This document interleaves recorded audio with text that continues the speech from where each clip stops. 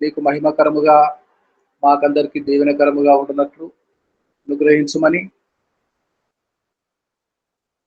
మేము నిన్ను మాత్రమే సంతోషపెట్టే వారముగా, మా ప్రభువా నీ నుండి మెప్పు కోరే వారముగా ఉంటున్నట్లు అనుగ్రహించమని యేసయ్య అతి పరిశుద్ధమైన నామమున ప్రార్థన స్తుతించి అడిగి వేడుకొనుచున్నాము మా గొప్ప పరలోకపు తండ్రి.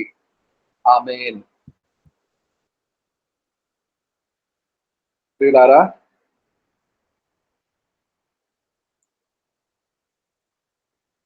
యేసుక్రీస్తు జనన విధం ఎట్లనగా, మన రక్షకుడు, విమోచకుడు, మనందరికీ ప్రభువు అయి ఉన్న యేసుక్రీస్తు జనన విధం ఎట్లనగా అని వివరిస్తూ 2వ వచనం నుండి నేనే చదువుతున్నాను. అబ్రహాము ఇస్సాకును కనెను, ఇస్సాకు యాకోబును కనెను, యాకోబు యూదాను అతని అన్నదమ్ములను కనెను, యూదా తామారు నందు పెరెసును జెరహును కనెను. ఎప్పుడెప్పుడు తల్లుల ప్రస్తావన ఇవ్వబడుతుందో, యూదా తామారు నందు అని పరిశుద్ధాత్మ దేవుడు, the story teller, the story of the birth of Jesus Christ the saviour, అమ్మగారుల పేర్లు, తల్లుల పేర్లు కూడా ప్రస్తావన ఇవ్వబడుతుంది ఆయా సమయంలో. యూదా తామారు నందు ఎస్రోము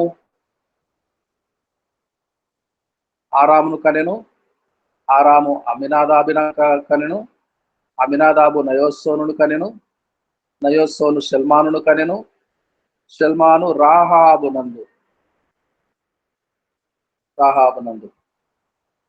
రాహాబు ఎరికో పట్టణములో వేశ్యగా ఉండిన రాహాబు. తర్వాత ఇశ్రాయేలీలు ఎరికో పట్టణమును స్వాధీనం చేసుకున్నప్పుడు రాహాబు ఊదారంగు తాడు వేలాడదీసి తాను తన ఇంటి వారందరూ రక్షణ పొందినట్లు, కాపాడుబడినట్లు రాహాబు విషయంలో చూస్తాం. సల్మాను వివాహం చేసుకుంటాడు రాహాబు. అయితే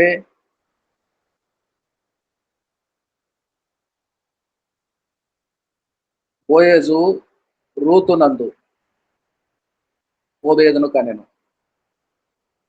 బోయేజు రూతునందు వరుసగా గమనించినట్లయితే 3 తల్లుల ప్రస్తావన ఉన్నది. మొదట తామారు, తర్వాత రాహాబు, తర్వాత రూతు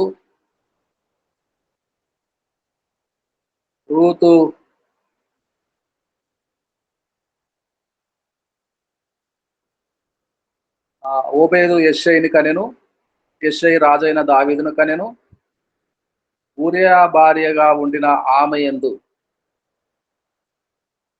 దావీదు సొలొమోను కనెను. చివరిగా యాకోబు మరియ భర్త అయిన యోసేపును కనెను, ఆమె యందు క్రీస్తు అనబడిన యేసు పుట్టెను.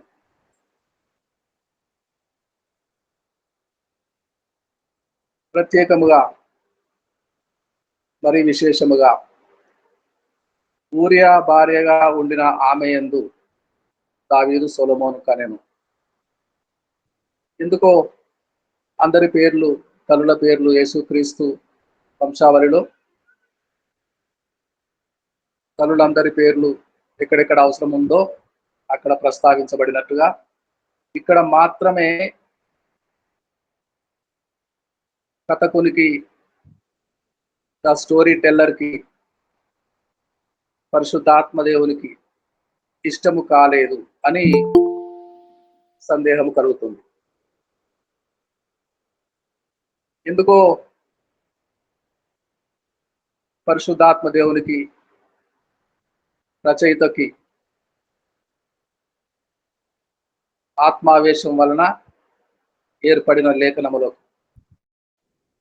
మొదటి నుండి ఆత్మ చెప్పిన రీతిగా మోషే, యెహోషువ మొదలైన 40 మంది ఆయా కాలములలో, ఆయా తరములలో సుమారు 1550 సంవత్సరాలుగా జీవించి బ్రతికిన వారు, కథా రచయితలు, యేసు క్రీస్తు జననము గురించి రాసిన వారు, పరిశుద్ధ జీవితమును గురించి రాసిన వారు, మరణమును గురించి రాసిన వారు, పునరుత్థానమును గురించి రాసిన వారు, రాజులకు రాజుగా ప్రభులకు ప్రభుగా రానయ్యున్న మహాదేవుని గురించి రాసిన వారు, ఇంచుమించు 40 మంది ప్రవక్తలు. ఆత్మావేశము holy spirit is the only one who inspired all the 40 people. పరిశుద్ధాత్మ ఆవేశం వలననే ప్రతి లేఖన భాగము కలిగింది. ఈ పరిశుద్ధాత్మ దేవునికి ఎందుకో ఆ 4 తల్లులను గురించి ప్రస్తావించిన 5వ ఆమెను గురించి పేరు ప్రస్తావించబడలేదు. ఆమెకు పేరే లేదా? ధనురాలైన ఒక షూనేమీరాలు ఉండెను. She was the lady, noble lady, ధనురాలు, గొప్ప ఇంటి కోడలు, పెద్ద ఇంటి కోడలు. అయితే ఒక పేద విధవరాలు ఉండెను. సారపతిలో ఉండెను. ఏలియా గారికి ఆతిథ్యం ఇచ్చెను. సారపతి విధవరాలు కూడా పేరు లేకుండెను. ధనురాలు షూనేమీరాలుకి పేరు లేదు. సారెపతు విధవరాలకు పేరు లేదు. తర్వాత మనోహ భార్యకు పేరు లేదు. మనోహ సంసోను తండ్రి తల్లి. మనోహ భార్యకు కూడా పేరు లేదు. పేరు లేకపోయినప్పటికీ వారి వారి క్యారెక్టర్స్ బట్టి గొప్పగా కొనియాడబడదగిన స్త్రీలుగా ఉన్నారు. అయితే ఊరియా భార్యగా ఉండిన ఆమె పేరే లేదా? పేరు లేదా? లేక పేరు చెప్పటము ఇష్టం లేదా? మన ప్రియ రచయిత గారికి, హోలీ స్పిరిట్ గారికి, పరిశుద్ధాత్మ దేవునికి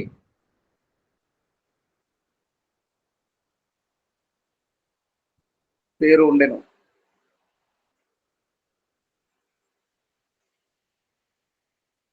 రెండవ సమూయేలు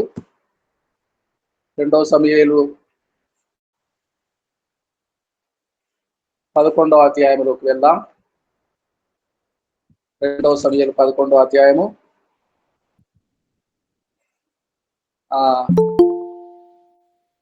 2వ వచనం. 2 సమూయేలు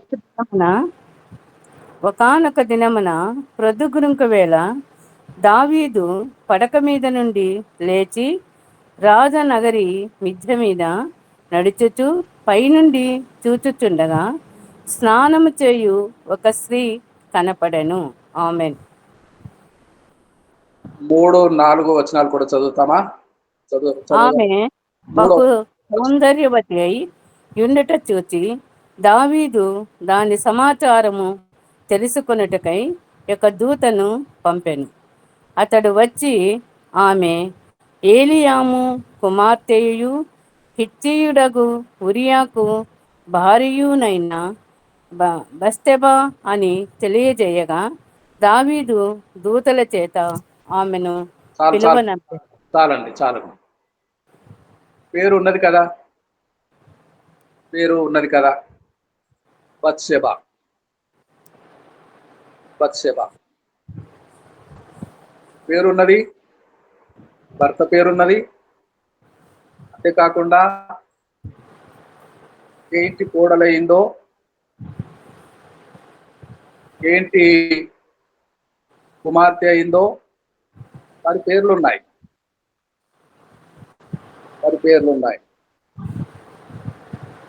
బత్షెబకు తండ్రి పేరున్నది, భర్త పేరున్నది, కుమార్తె పేరు. బత్షెబకు ఐడెంటిటీ ఉన్నది. పేరు లేని ఆవిడ కాదు, పేరు లేని ఆమె కాదు. బత్షెబ ఊరియా భార్య, ఏలియాము కుమార్తె. తాతగారి పేరు కూడా బైబిల్ గ్రంథంలో లిఖించబడింది.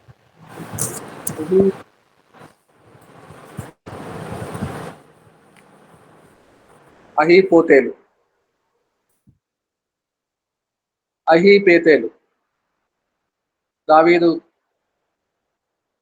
పెద్దలలో ప్రముఖులలో ఆంతరంగిక సలహాదారుడు. ఎప్పుడు సమస్య వచ్చిందో, దావీదుకు అనేక సమస్యలు,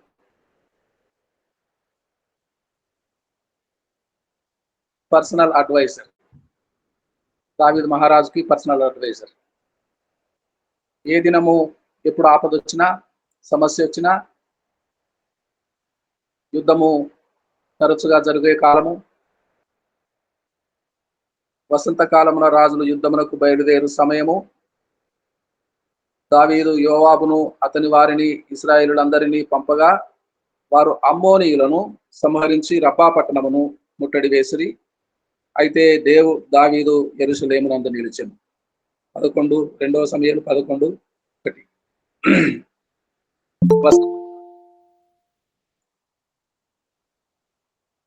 వసంతకాలమున ఏం చేస్తున్నారు రాజుగారు? మధ్యాహ్నం అంతా దినమంతా నిద్రపోయి విశ్రాంతి తీసుకొని, యుద్ధమునా ప్రజలంతా పెద్దగను సిద్ధపడన్, యుద్ధమునా ప్రజలంతా పెద్దగను సిద్ధపడన్.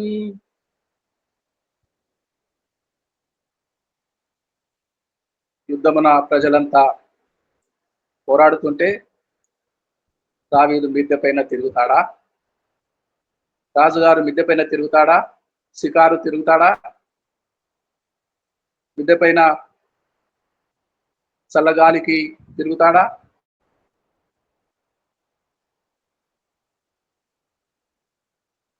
చల్లగాలికి తిరిగితే ప్రమాదము,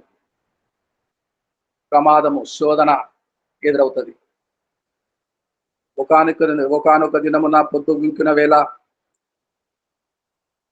పడక మీద నుండి లేచి రాజనగరి మిద్దె మీద నడుచుచూ పైనుండి చూచుచూ ఉండగా శోధన ఎదురైంది. పతనము ప్రారంభమైంది. ఎలాంటి పతనము?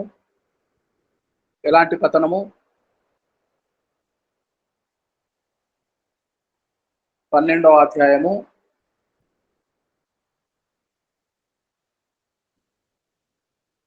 10వ వచనం. 12వ అధ్యాయము 10వ వచనంలో ప్రారంభం పతనం. నీవు నన్ను లక్ష్యము చేయక హిత్తీయుడగు ఊరియా భార్యను నీకు భార్యగా అగునట్లు తీసుకొనినందున నీ ఇంటి వారికి సదాకాలము యుద్ధము కలుగును.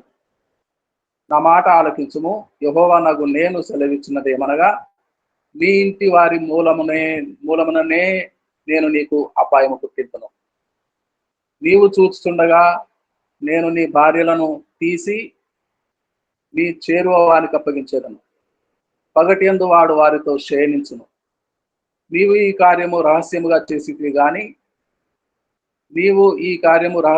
చేసితివి గాని ఇశ్రాయేలులందరూ చూస్తుండగా పగటి యందే నేను చెప్పిన దానిని చేయింతును. అనెను. పతనము ప్రారంభం. అంతవరకు దేవుని హృదయానుసారుడు దావీదు. జీవము గల దేవుని తిరస్కరించిన కారణము చేత, జీవము గల దేవుని సేనలను తిరస్కరించిన కారణం చేత అత్యంత బలాఢ్యుడు గొల్యాతును ఒక్క రాయి దెబ్బతో కొట్టి చంపుతాడు.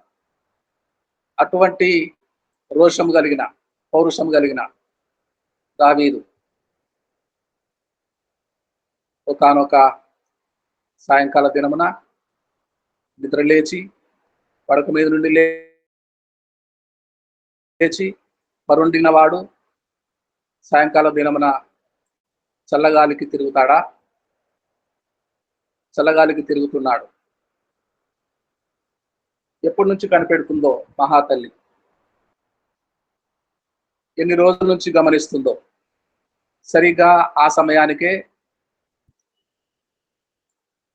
స్నానం చేసే స్త్రీ, ఆకర్షించే స్త్రీ, తన వైపుకు దృష్టి మరలించే స్త్రీ, దావీదు గారి దృష్టి ఆ వైపునకు మళ్ళింది. ఆమె రూపసి, అందముగా ఉంది, సౌందర్యవతి, యవనస్తురాలు, కొత్తగా పెళ్ళయింది. ఇష్టపడియే హిత్తీయుడైన ఊరియాను వివాహమాడింది. అన్యజనుడైన హిత్తీయుడు కనాను దేశము స్వాధీనపరిచినప్పుడు మోషే చేత ఆజ్ఞాపించబడి అమోరీలనందరినీ 7 జాతుల వారిని పారద్రోలి వాగ్దాన దేశమును స్వతంత్రించుకోమన్నప్పుడు ఆ జాతుల వారిలో 7 జాతుల వారిలో, అమోరీల 7 జాతుల వారిలో ఈ హిత్తీలు కూడా ఉంటారు.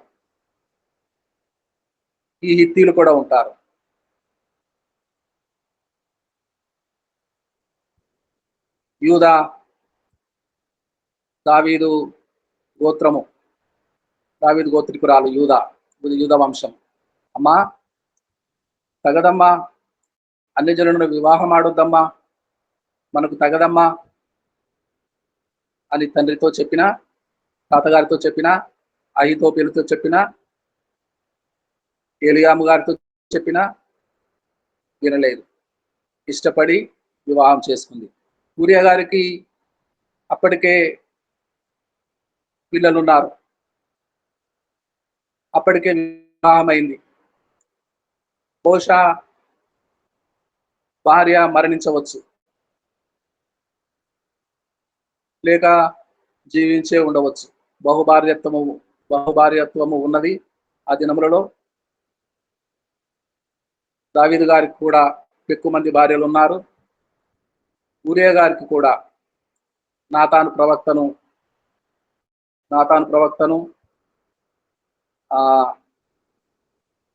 దావీదు యొద్దకు పంపినప్పుడు దేవుని సేవకుడు వచ్చి పలికిన మాట,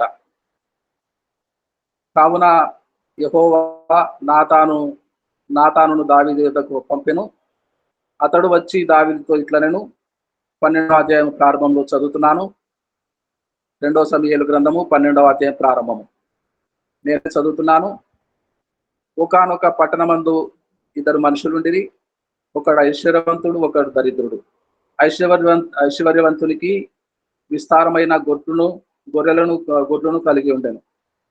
అయితే ఆ దరిద్రునికి తాను కొనుక్కొనిన ఒక చిన్న ఆడు గొర్రె పిల్ల తప్ప ఏమీ లేకపోయాను.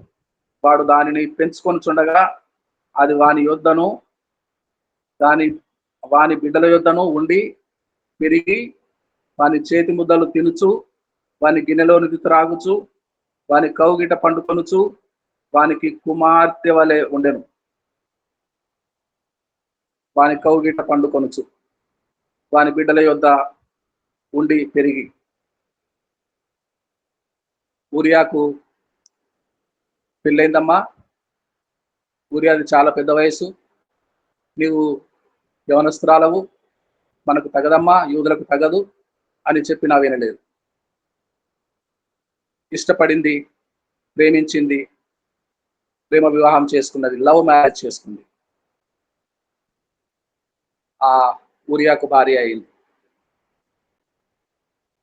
ఊరియాకు భార్య అయింది. ఆవిడ తోడనే సరిపోలేదు, దావీదును కూడా ఇష్టపడింది. రాజుగారికి కూడా భార్యగా కావాలనుకుంది. ఇది ఇది ఎలా సాధ్యము? రాజుగారికి భార్య అవుతారు సాధ్యమా? యవనస్తురాలు వివాహం కాకపోతే సాధ్యమే. వివాహం కాకపోతే పెళ్లి పెళ్లింటే బత్షెబ ఇష్టపడితే దావీదు గారిని చేసుకునే అవకాశం ఉండదు. ఎవరు అభ్యర్థన పెడతారు?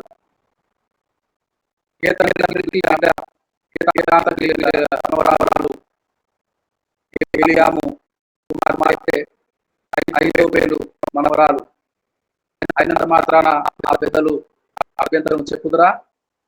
చెప్పను కాక చెప్పరు. పెళ్ళయింది, ఇష్టపడి పెళ్ళయింది, లవ్ మ్యారేజ్ చేసుకుంది. బత్షెబ మంచి యోగ్యుడైన పెనిమిటి ఉన్నాడు. ఆ పెనిమిటి కౌగిట పడుకుంటుంది, వాని బిడ్డల యొద్ద పెరుగుతుంది. ఇటువంటి అసందర్భము దావీదుకు భార్యగా ఉండుట అసందర్భము. అయితే రమ్మనగానే వచ్చేసింది. దావీదు దూతల చేత ఆమెను పిలువనంపెను. ఆమె అతని యొద్దకు రాగా అతడు ఆమెతో శయనించెను. కలిగిన అపవిత్రత పోగొట్టుకొని ఆమె తన ఇంటికి మరల వచ్చెను. కాని పని జరిగిపోయింది. స్త్రీ సౌందర్యం మోసకరం, అందము మోసకరం. పరస్త్రీ ఎంత అందంగా ఉన్నా పరాయి స్త్రీ పరపురుషుని ఆధీనములో పరపురుషుడు వివాహం చేసుకొని తన ఇంట సుఖించుతున్నప్పుడు పరస్త్రీ వ్యామోహము తగదు. దావీదు కంట్రోల్ చేసుకోలేకపోయాడు. దావీదు దేవునినే లక్ష్యము చేయక, నీవు నన్ను లక్ష్యము చేయక హిత్తీయుడగు ఊరియా భార్యను నీకు భార్య యగునట్లు తీసుకొనినందున దేవుని లక్ష్యము చేయలేదు. పితరుడు యోసేపు గారి వృత్తాంతము బాగుగా తెలిసినవాడు. యజమానుని భార్య యోసేపు గారికి ఆ భార్యను తప్ప సమస్త ఇంటి మీద అధికారము ఇచ్చాడు యజమానుడు. నమ్మాడు. ఒక గదిలో యజమానురాలు యోసేపు ఇంటి వారందరూ పని వారందరూ బయటికి వెళ్ళిపోతారు. ఒక్కడు లేడు. ఆ ప్యాలెస్ అంతా, ఆ అంతఃపురం అంతా ఖాళీ అయిపోయింది. ఇద్దరే మిగిలి ఉన్నారు అంతఃపురంలో, యజమానురాలు యోసేపు. అయితే యోసేపు చక్కని మాట వాడతాడు. దేవుని ఎదుట నేను ఈ పాపము మూట కట్టుకోగలను. పితరుడు ఐగుప్తు దేశంలో అధికారి కాబోయేవాడు. ఐగుప్తు దేశం అంతటికి రాజుగారంతటి తర్వాత గొప్ప అధికారము సంపాదించుకునేవాడు. ఈ కారణం చేతనే యెహోవా పరీక్షించుచుండెను. నీతిని కాపాడుకున్నాడు, ధర్మమును కాపాడుకున్నాడు. అమ్మా, మీరు నా యజమానుని భార్య.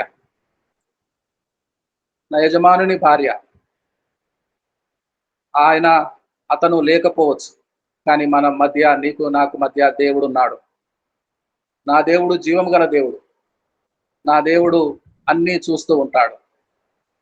ఆయన ఎదుట పాపము చేసి, ఆయనకు విరోధముగా పాపము చేసి, ఈ పాపము మూట కట్టుకొనుట నాకు తగదు అని పితరుడు వృత్తాంతము బాగుగా తెలిసినవాడు. బత్షెబ ఆ స్త్రీ గర్భవతి అయి నేను గర్భవతి నైతిని అని దావీదునకు వర్తమానం పంపాను. దావీదు ఆందోళన అల్లకల్లోలం అయిపోయింది మనసు. ఏదో ఆల్ ఆఫ్ సడన్ గా మిద్దె మీదకి ఎక్కితే ఒకసారి తప్పు జరగలేదు. గర్భవతి అయ్యే వరకు మాటికి ప్రతిదినము భర్త లేని సమయంలో పరపురుషుడైన దావీదును ఆశపడి పాపము చేస్తూ గర్భవతి అయింది. దావీదుకు తెలుసు ఊరియా యుద్ధంలో ఉన్నాడు, భర్త యుద్ధంలో ఉన్నాడు.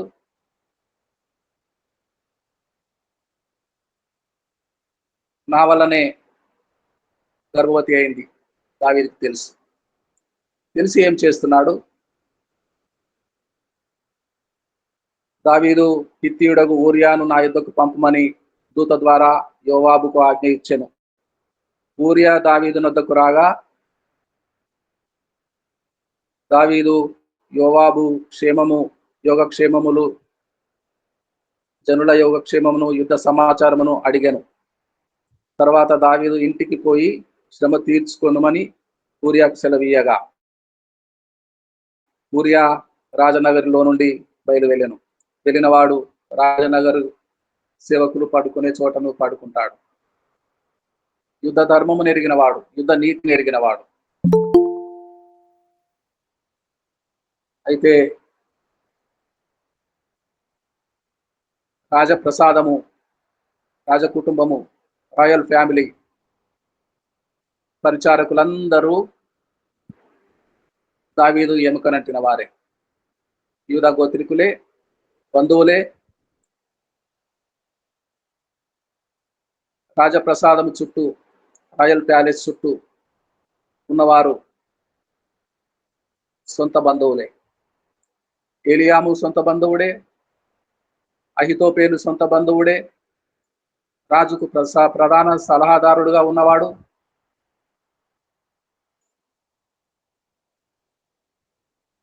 రెండవ సమూయేలు 16:23 చదువుతారా?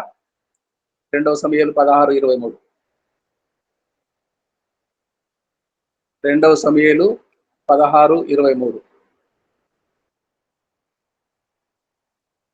2 సమూయేలు గ్రంథము 16వ అధ్యాయము 23వ వచనం.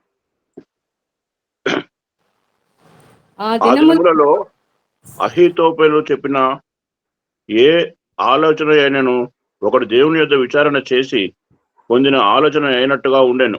దావీదును అబ్షాలోమును దానిని అట్లే ఎంచుచుండిరి. ఆమేన్. దావీదు దేవుడు సొంతగా దిగివచ్చి సలహా చెప్పినట్టుగా అహీతోపెలు సలహా పాటించేవారు. అంత జ్ఞాని. ఈ అహీతోపెలు ఏలియాము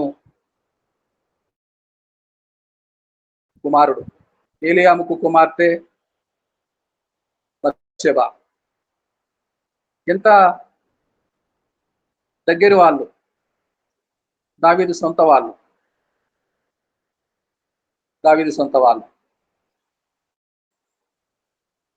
2 సమూయేలు గ్రంథము 23వ అధ్యాయము 34 కూడా చదువుతారా? 2 సమూయేలు గ్రంథము 23వ అధ్యాయము 34.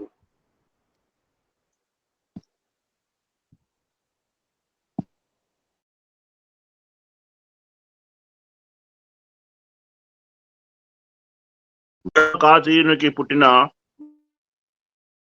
23:34 అన్న మయకాతీయుడైన మహతాయకానికి పుట్టిన హస్బై కుమారుడైన ఎలీపెలెటు, గిలోనీయుడైన అహీతోపెలు కుమారుడగు ఏలియాము, కర్మెతీయుడైన హెస్రై, చాలండి. అర్బీయుడైన పైరై. చాలండి. ఏలియాముకు అహితోపేలు తండ్రి అని ఈ రిఫరెన్స్ చదువుతున్నప్పుడు మనం గమనిస్తాం. అహితోపేలు అంతరంగిక సలహాదారుడు. దావీదు ఏ సమస్య వచ్చినా పర్సనల్ అడ్వైజర్, పిఏ అంతరంగిక సలహాదారుడు, పర్సనల్ అడ్వైజర్. ఎంత ఆలోచన పరుడంటే స్వయంగా దేవుడే దిగి వచ్చి ఆలోచన చెప్పాడా అన్నట్టుగా దావీదు ఎంచేవాడు. అటువంటి ఇంటి బిడ్డై ఇంత ఘోరమునకు ఇంత తెగించిన పని బత్షెబ చేసింది. అప్పుడు ఊరియా తన ఇంటికి పోలేదని మాట దావీదునకు వినపడినప్పుడు దావీదు ఊరియాను పిలిపించి, నీవు ప్రయాణం చేసి వచ్చితివి కదా, ఇంటికి వెళ్ళకపోతివేమని అడగగా, ఊరియా మందసమును ఇశ్రాయేలు వారును యూదా వారును గుడారములలో నివసించుండగను, నా అధిపతియగు యోవాబును నా ఏలినవాడగు నీ సేవకులను బయట దండులో ఉండగను, భోజన పానములు చేయుటకును నా భార్య యొద్ద పరుండుటకును నేను ఇంటికి పోదునా, నీ తోడు నీ ప్రాణము తోడు, నేను అలాగూ చేయవాడను కాను అని దావీదుతో అనెను. మందసము ఇశ్రాయేలుల దేవుని మందసము. ఇశ్రాయేలు ఇంటి వాడ ఊరియా హిత్తీయుడు అనే జనుడు. దేవుని మందసము ఎంత పవిత్రమో, దేవుని మందసము అంత పవిత్రము. యుద్ధములో ఉంటే, యుద్ధము భీకరంగా జరుగుతుంటే, ఏలినవాడు దావీదు సేనలన్నీ యోవాబు అధ్యక్షతన యుద్ధంలో ఉంటే, యుద్ధరంగంలోనూ ఉంటే, రణరంగంలో ఉంటే, నేను నా భార్య యొద్ద పరుండటకు పోవుదునా, యుద్ధ నీతిని ఎరిగిన వాడు, యజమానుని గౌరవమును కాపాడినవాడు. అయితే ఉప్పందింది నీ భార్య అంతఃపురంలోనికి వెళుతోంది, ఉప్పందింది, సమాచారం అందింది. అంతఃపురంలోని దావీదుతో పాపము చేస్తుంది. దావీదు ఆ స్త్రీని మోహించాడు, నీ భార్యను మోహించాడు. అంత మాత్రమే కాదు, నీ భార్య ఇప్పుడు గర్భవతి కూడా అయింది. సమాచారము ఎప్పటికప్పుడు ఊరుకుంటారా రాజసేవకులు, బంధువులుగానున్న వారు? దావీదుకు ఎవరి ద్వారానో సమాచారం లీక్ అయింది. యుద్ధములో పోరాడుతున్నాడు కానీ హృదయం అంతా ముక్కలైంది, అల్లకల్లోలమైంది, హృదయం నిండా వేదన నిండిపోయింది. ఒక పక్క భార్య, ఇష్టపడి చేసుకుంది భార్య, ఒక పక్క యజమానుడు దావీదు మహారాజు. అయితే ఏమి చేయాలన్నా ఎటు తోచని దిక్కులేని స్థితిలో పడిపోయాడు. రాజుగారు పిలిపించి ఇంటికి పోయి విశ్రాంతి తీసుకోమన్నప్పుడు రాజు సేవకులు పరుండు చోటనే పడుకొని, నీ సేవకులు దేవుని మందసము యుద్ధములో ఉండగా, నీ సేనలు యుద్ధంలో ఉండగా నేను మాత్రము నా భార్య యొద్దకు పోదునా అని నీతిని కాపాడుకున్నవాడు. మొత్తానికి పోలేదు, ఇంటికి పోలేదు, తన భార్య యొద్ద గడపలేదు. తన భార్య కాపురం చేస్తే పుట్టే బిడ్డ గర్భవతి పిల్లను కంటది. ఆ పుట్టిన పిల్లను ఊరియా అకౌంట్లోనే వేద్దామని ప్రయత్నం. ఊరియా అకౌంట్లోనే వేద్దామని ప్రయత్నం. ఊరియా అందుకు సమ్మతించలేదు, ఒప్పుకోలేదు. ఇంటికి పోలేదు. మరుసటి రోజు కూడా పోలేదు. మందు పోయిస్తాడు, మద్యము తాగిస్తాడు, విందు భోజనాలు పెడతాడు. మద్యము మత్తులో రాత్రి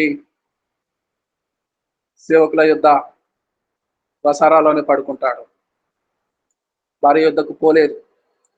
అయ్యో పిచ్చిన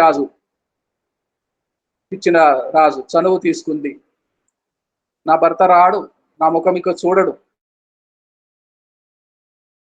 అని అతను ప్రాణముతో ఉంటే నేను నీకు భార్యగా ఉండలేను అని సమాచారం వచ్చింది బత్షెబ నుండి.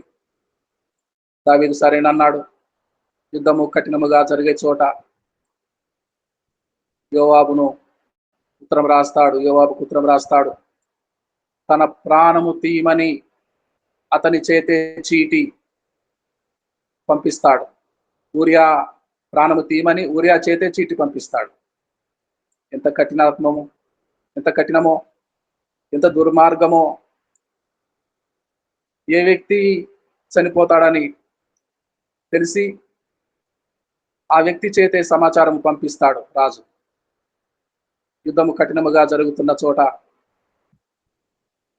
ఊరియాను ముందు వరుసలో పెడతాడు యోవాబు. యోవాబు కూడా అర్థమైంది. యోవాబు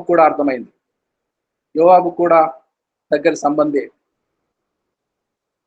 ఏలియాము కుమార్తె, అహితోపేలు మనవరాలు, అంతా ఒక ఇంటి వారే, బంధువర్గమే.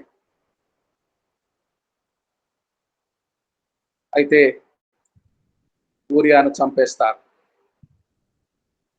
సమాచారం వచ్చింది. ఊరియా చనిపోయాడని చెప్పండి, దావీదుకు చెప్పండి, ఊరియా చనిపోయాడు. ఎందుకురా యుద్ధము ప్రబలముగా జరుగుతున్న చోట ఎందుకు వెళ్తున్నారు అని అడిగితే, ఊరియా కూడా చనిపోయాడండి అని చెప్పండి. పతనము ప్రారంభము. అయితే హేతు కుమారుల యొద్ద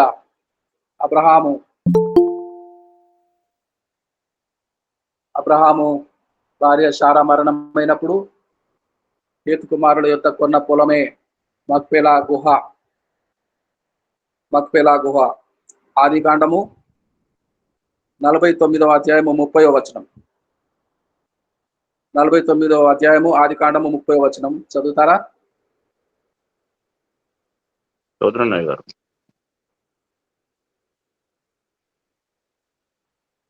హిత్తీయుడైన ఎఫ్రోను భూమి యందున్న గుహలో నా తండ్రుల యొద్దనున్న నన్ను పాతిపెట్టుడి. ఆ గుహ కనాను దేశమందలి మమ్రే ఎదుటనున్న మక్పేలా పొలంలో ఉన్నది. ఆగండి ఆమ్స్ట్రాంగ్ గారు, ఆగండి దయచేసి. అయ్యా మంచిదయ్యా, ఆగండి. చదువుతూనే ఉంటారు, వచనాలన్నీ అధ్యాయం అంతా చదువుతుంటారు. ఆగండి దయచేసి. ఒక మాట, మన సందర్భము మనకు కావలసిన దొరికింది అండి ఆమ్స్ట్రాంగ్ గారు. అయ్యా మంచిది. యోసేపు గారి మరణ వాగ్మూలం. అయ్యా, అన్నదమ్ములను, వారి పిల్లలను నిండుగా ఆశీర్వదించి, నేను చనిపోతున్నాను, నా తండ్రి సమాధిలో నన్ను ఉంచండి అని యాకోబు పరున్న చోట మక్పేలా గుహ. ఎక్కడిది మక్పేలా గుహ? ఆదికాండము 23వ అధ్యాయము 3వ వచనము. తరువాత అబ్రహాము మృతి పొందిన తన భార్య ఎదుట నుండి లేచి హేతు కుమారులను చూచి, మీ మధ్య నేను పరదేశినిగా. చాలండి. 19వ వచనం చదవండి. ఆ తర్వాత అబ్రహాము కనాను దేశంలో హెబ్రోను మమ్రే ఎదుటనున్న మక్పేలా పొలము గుహలో తన భార్య అయిన శారాను పాతిపెట్టాను. తన భార్య అయిన శారాను, హేతు కుమారుల యొక్క హిత్తీయులకు పూర్వీకులు, హిత్తీయుడు. అయితే అబ్రహాము కూడా యెహెజ్కేలు 16వ అధ్యాయము 3వ వచనం. యెహెజ్కేలు గ్రంథము 16వ అధ్యాయం 3వ వచనం. అబ్రహాము కూడా అమోరీయుడే, శారా కూడా హిత్తీయురాలే. పూర్వకాలమందు దేవుడు పిలువనప్పుడు ప్రభు అయిన యెహోవా యెరూషలేమును గూర్చి ఈ మాట సెలవిచ్చుచున్నాడని, ఉత్పత్తియు నీ జననమును కనానీయుల దేశ సంబంధమైనవి. నీ తండ్రి అమోరీయుడు, నీ తల్లి హిత్తీయురాలు. నీ తండ్రి అమోరీయుడు, నీ తల్లి హిత్తీయురాలు. దేవుడు పిలువక మునుపు అమోరీయుడు అబ్రహాము గారు, శారా హిత్తీయురాలు. హేతు కుమారుల పూర్వీకులు. అప్పుడు అబ్రహాము ధైర్యం చేసి, హేతు కుమారుల యొద్దకే పోతాను, హేతు కుమారుల కుమార్తె శారాను పాతిపెట్టే అవకాశము భూమి అందంతటా ఎవరైనా అభ్యంతర పెడతారా? మహారాజుగా ఉన్న అబ్రహామును ఎవరు ఒప్పుకోరా? అయితే హేతు కుమారుల యొద్దనే పొలము కొని, మక్పేలా గుహము కొని, శ్మశాన భూమిని కొని, తన భార్య అయిన అబ్రహామును పాతిపెట్టి, హేతు కుమారుల కుమార్తె అబ్రహాము తన భార్యను పాతిపెట్టిన చోటు మక్పేలా గుహ.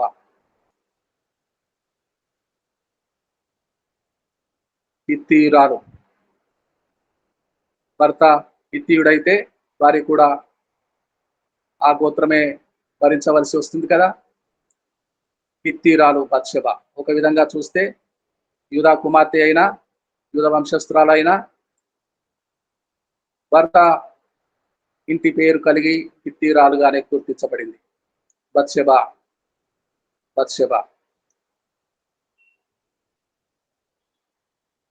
పతనం ప్రారంభం. ఎంత ఘోరముగా ప్రారంభము అవుతుందంటే, ఈ కార్యము 2వ సమూయేలు 12:14 చదువుతున్నాను. నేనే చదువుతున్నాను. అయితే ఈ కార్యము వలన యెహోవాను దూషించుటకు ఆయన శత్రువులకు నీవు గొప్ప హేతు కలుగ చేసితి. నీ వలన దావీదు మహారాజా, నీ వలన ఇశ్రాయేలు దేవునికి దూషించుటకు ఆయన శత్రువులకు గొప్ప హేతు కలుగ చేసితివి. కనుక నీకు పుట్టిన బిడ్డ నిశ్చయముగా చచ్చును అని దావీదుతో చెప్పి తన ఇంటికి వెళ్ళి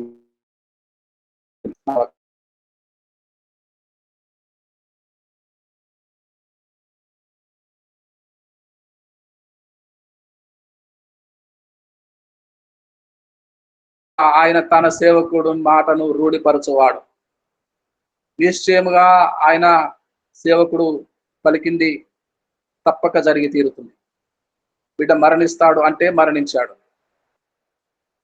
బత్షెబకు పుట్టిన, దావీదు వలన కలిగిన కుమారుడు మరణిస్తాడు అని దావీదు దేవుని సేవకుని చేత హెచ్చరించబడతాడు. నిశ్చయముగా అలాగ జరిగింది. ఆ బిడ్డ బ్రతుకుతాడేమోనని కాయన పడినప్పుడు స్నానం పానములు మానేసి భోజనము ముట్టుకొనక తన ఉన్న గదిలోనే పడుకొని నేలను పడి ఆ బిడ్డ కొరకు బ్రతికించవాలని, ఆ బిడ్డ బ్రతకవలనని దావీదు ఎంతో కోరుకున్నప్పటికీ ఆ బిడ్డ మరణించాడు. తన సేవకులు, దావీదు సేవకులు, అయ్యో రాజుగారు, రోగి ఉన్న బాలుని కొరకే ఇంత చింతిస్తూ ఉంటే ఇప్పుడు ఏ ముఖము పెట్టుకొని మరణ వార్తను రాజుగారికి చేరవేయాలని భయపడుతూ ఉంటారు. అంతటి సంగతి గ్రహించి వెంటనే స్నానం పానములు చేసి భోజనం చేసి, అయ్యా భోజనం పెట్టండి, భోజనం వడ్డించండి అని సేవకుల అనుమానం తీరుస్తాడు. నేను వాని యొద్దకే పోతాను, ఒక సమయం వస్తుంది, వాడు మరణించాడు, నా బిడ్డ మరణించాడు, మరలా రాడు, నేనే వాని యొద్దకు పోవలసి ఉంది అని సమాధానం చెప్తాడు. అయితే పతనం ప్రారంభమైంది.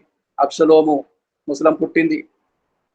అబ్షలోము ద్వారా దేవుడు జరగాల్సిన నష్టము చేయుటకు తీర్మానించుకున్నాడు. దేవుని బిడ్డలారా, యేసుక్రీస్తు వంశావళిలో పరిశుద్ధాత్మ దేవునికి ఇష్టము లేకపోయినా మత్తయి సువార్త 1వ అధ్యాయము 6వ వచనం చదువుకుందాం. మళ్ళీ చదువు ముగించుకుందాం. మత్తయి సువార్త 1వ అధ్యాయము 6వ వచనం చదువుతారా గారు? దావీదును కనెను. ఊరియా భార్యగా నుండిన ఆమె యందు దావీదు సొలొమోనును కనెను. ఊరియా భార్యగా ఉండిన ఆమె యందు దావీదు సొలొమోను కనెను. ఎందుకో అవసరమైన చోట ప్రస్తావించబడుతూ ఉన్న యూదా తామారునందు, సల్మాను రాహాబునందు, బోయజు రూతునందు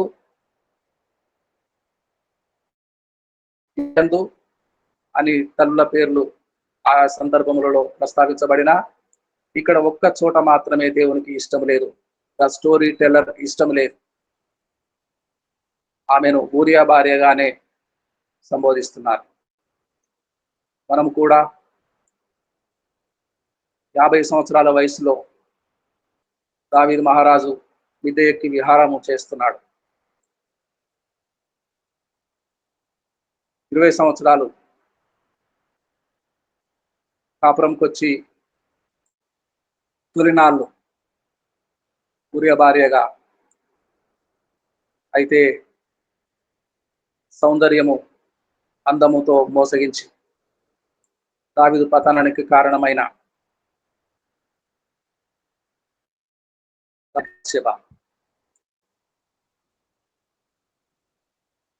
పాఠము నేర్చుకుందాం ప్రియులారా. ఎంత పెద్ద సేవకులమైన పతనము కొంచే ఉంటది. శోధకుడు కొంచే ఉంటాడు. క్యారెక్టర్ ముఖ్యము, శీలము ముఖ్యము, శీలము ముఖ్యము, క్యారెక్టర్ ముఖ్యము, సాక్ష్యము ముఖ్యం. దేవుని సేవకుడుగా ఉండటానికి సాక్ష్యం ముఖ్యం. సాక్ష్యం కాపాడుకుందాము, పరలోకము చేరుకుందాము. దేవుడు ఈ మాటల చేత మన వినికిడిలో మనందరినీ దీవించునుగాక. ఆమేన్, ఆమేన్. మీలో ఎవరైనా ప్రార్థన చేస్తారా? మీలో ఎవరైనా ప్రేరేపించబడిన వారు చిన్న ప్రార్థన చేస్తారా?